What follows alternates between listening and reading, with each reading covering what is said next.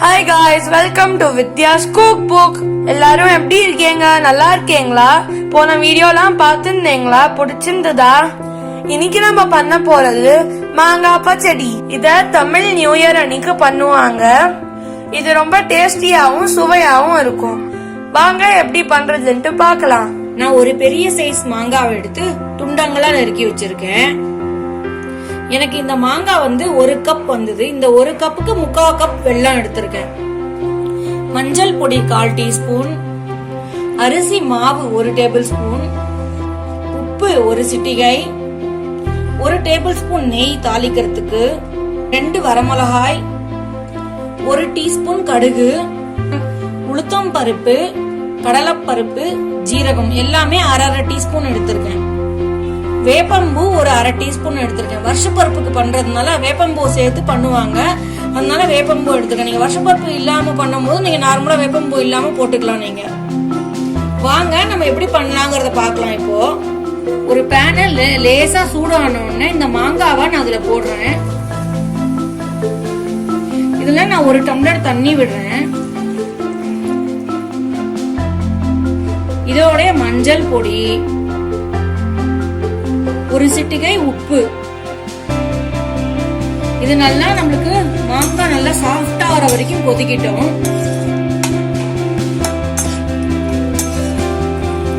இங்க பாருங்க, இது மாதிரி நம்மளுக்கு நல்லா கொதிச்சு நல்லா வெந்திருக்கணும். இங்க பாருங்க பாருங்க உங்களுக்கு நல்லா வெந்திருக்கான்னு பாக்குறதுக்கு இப்படி எடுத்து நம்ம பாருங்க நல்லா வெந்திருக்கணும்.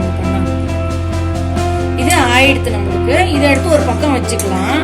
ஒரு பேன்ல ஒரு 1/2 டம்ளர் தண்ணி விட்டு போனோங்க. நல்லா துருவின வெல்லத்தையும் இதோட சேர்த்து போனோங்க. வெல்லம் நம்மளுக்கு நல்லா கரையட்டும்.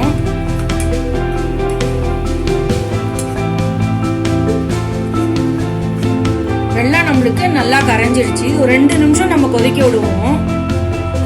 இங்க பாருங்க 2 நிமிஷம் நம்மளுக்கு நல்லா கொதிச்சிருச்சு. நம்ம மாங்காய் பச்சடியில வெள்ளத்தை நல்லா வடிய வச்சு விடுவோம்.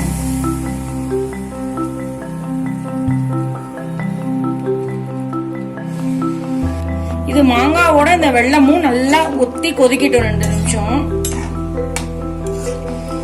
அரிசி மாவை கொஞ்சமா தண்ணி விட்டு பேஸ்ட் பண்ணி நான் கொண்டு வரேன்.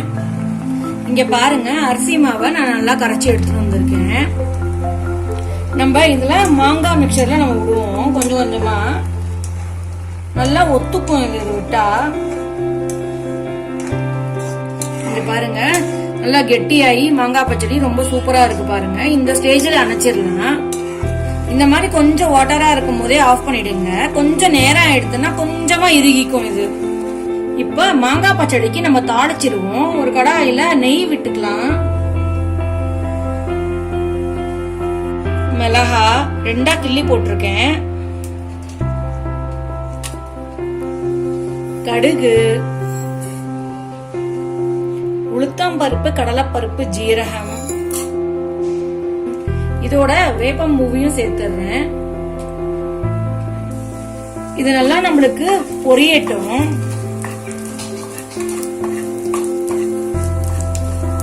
நல்லா பொரிஞ்சிருச்சு. இப்ப நம்மளுக்கு இத நம்ம வேப்பம்பூவை மாங்காய் பச்சடியோட சேர்த்துக்கணும். தாளிச்சத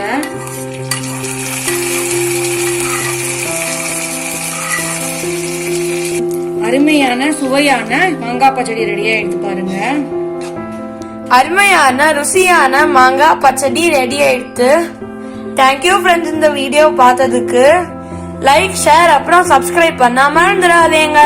அனைவருக்கும் இனிய தமிழ் புத்தாண்டு நல்வாழ்த்துக்கள்.